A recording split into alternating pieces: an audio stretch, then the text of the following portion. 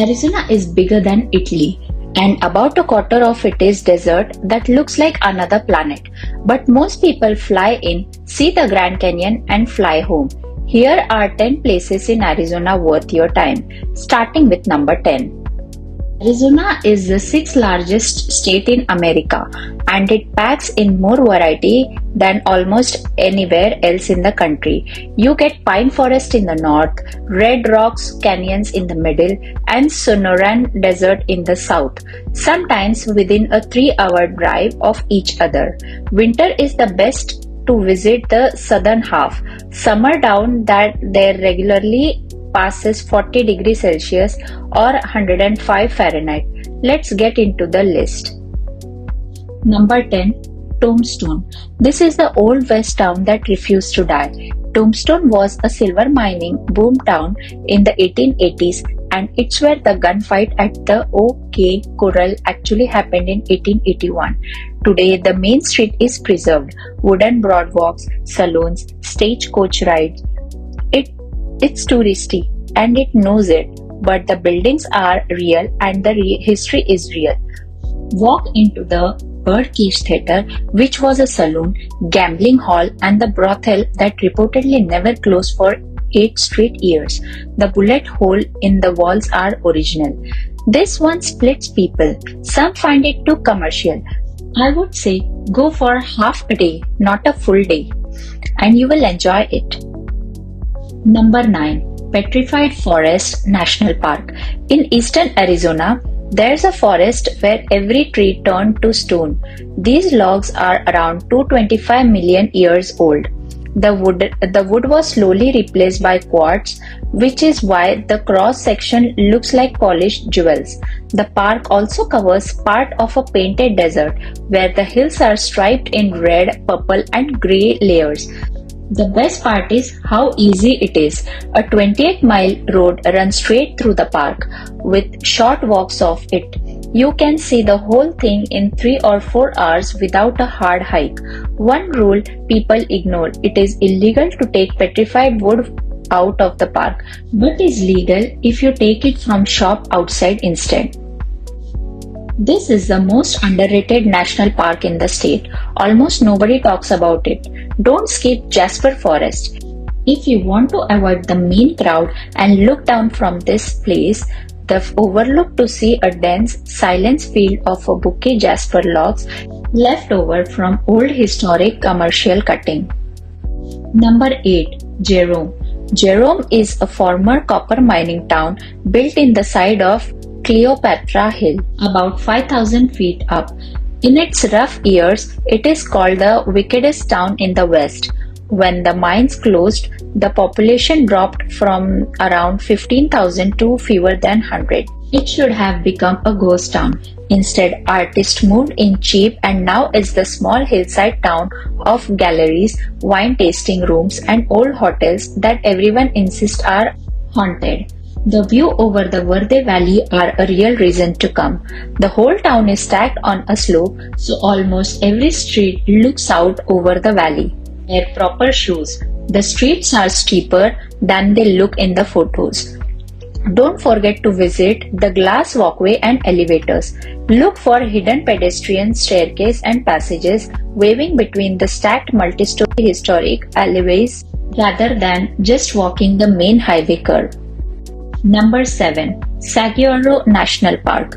The giant cactus with arms, the one in every Western film, only grown in Sonoran Desert, and the park outside Tucson protests entire forest of them.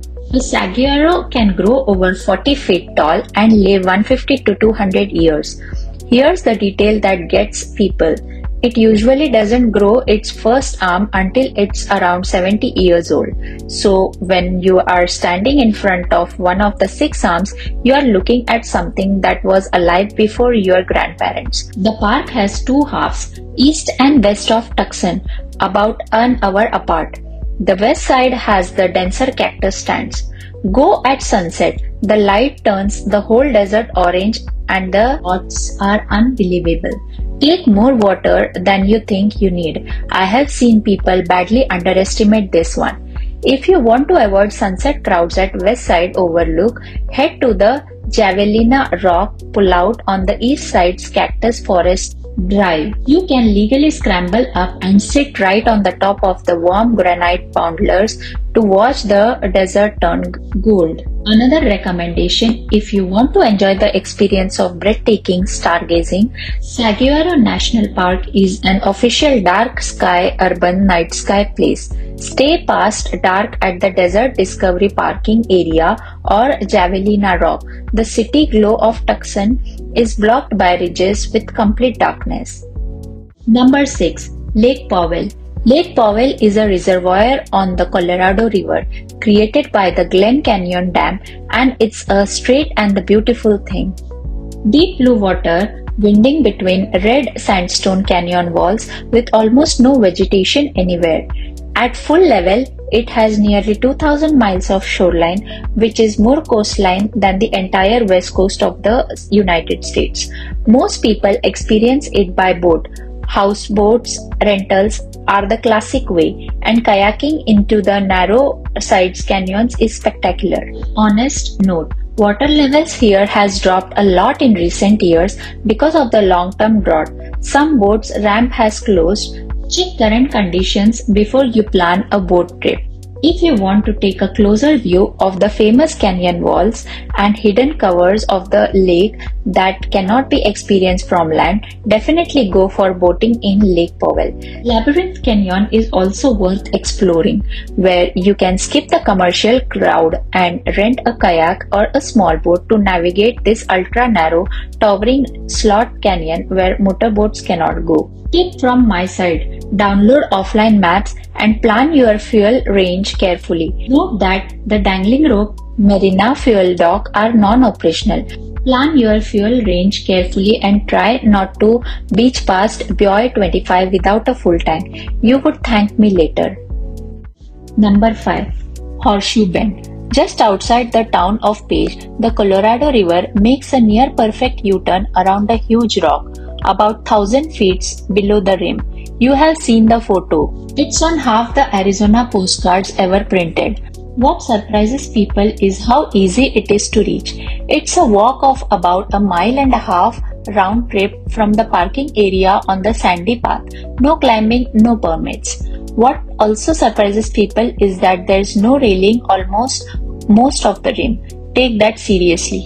Late afternoon light is best, but that's also when it's most crowded. Sunrise gives you the place almost to yourself. I would highly recommend visiting Horseshoe Bend close to sunset. Watch the breathtaking views of the sunset slowly changing the color of the rocks and the river, reflecting the golden sky. You would remember this experience for a lifetime. Pack binoculars or telephoto lens. Most people only look at the grand scale, but using binoculars lets you zoom in on the tiny kayakers and rafters floating on the emerald water 1,000 feet below. National Park annual passes do not work here.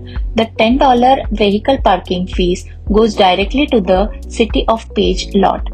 If you want to skip crowd and want to explore the different alternative, book a combo recursion like the Secret Antelope Canyon and Horseshoe Bend tour via operators like Horseshoe Bend Tours, which grants private 4x4 access to an exclusive uncrowded sections of the overlook. Number 4. Monument Valley. This is the landscape that defined the American West on film. Giant sandstone buttes rising straight on the flat red desert, some of them over 1,000 feet tall. Monument Valley sits on Navajo National Land on the Arizona-Utah border, and it's run as a Navajo Tribal Park. There's a 17-mile dirt loop road you can drive yourself through a guided tour with a Navajo operator. Gets you into area the public road doesn't reach, and you get the history from the people whose land it is. Because it's tribal land, opening hours and rules are set by Navajo Nation, not the National Park Service. Check before you go. If you are hungry or need to go to restroom, it is available near the trading post. You can also pick some snacks, cold sandwiches out there. Number 3. Antelope Canyon. A slot canyon carved by flash floods, so narrow in places that you can touch both walls at once, with sandstone that carves and ripples like fabric. When light hits it at the right angle, you get those famous beams falling through the gap above. Two things to know before you plan this. First, you cannot go alone. It's on Navajo land and a guided tour is required. Book weeks ahead in busy season. Second, there are two canyons. Upper Antelope has the light beams and is easier to walk. Lower Antelope is narrower, involves ladders, and is usually cheaper and less crowded. If you only care about the photo, go upper midway summer. If you want a better experience, go lower. A tip from my side, pointing your lens towards the sky will give you a more natural light and will cut off the tourist into your frame.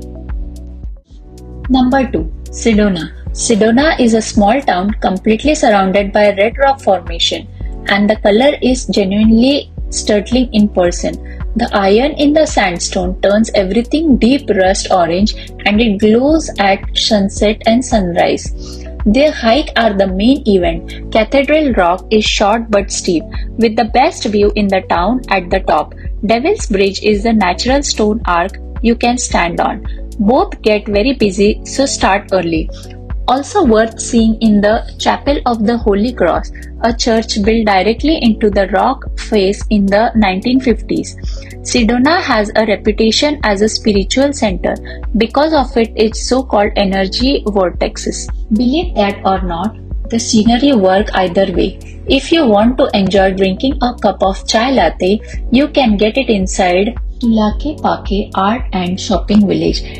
It serves Pakistani chai while you sit on plush floor cushions and rugs.